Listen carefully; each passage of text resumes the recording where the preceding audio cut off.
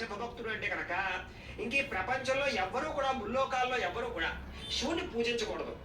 నేను మాత్రమే పూజ చేయాలి, శివుడు నాకు మాత్రమే దక్కాలి, ఇంక ఎవరికి దక్కకూడదు. అలాంటి పైశాచికమైనటువంటి కోరిక కలిగినటువంటి శివభక్తుడు వాడు ఏం చేశాడంటే ఒకనొక సమయంలో శివుడు గురించి ఘోరంగా తపస్సు చేశాడు.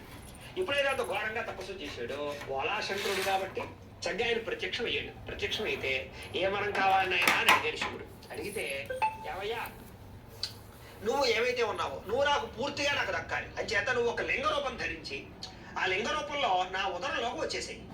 ఈ ముల్లోకాల్లో ఎవరు కూడా నేను అర్చించకూడదు, నేను మాత్రమే అర్చించాలి, కాబట్టి నువ్వు నాకే దక్కాలి, కాబట్టి నువ్వు లింగ రూపం ధరించి నా ఉదరంలోకి వచ్చేసాయి అని చెప్పేసి కోరుకున్నట్ట.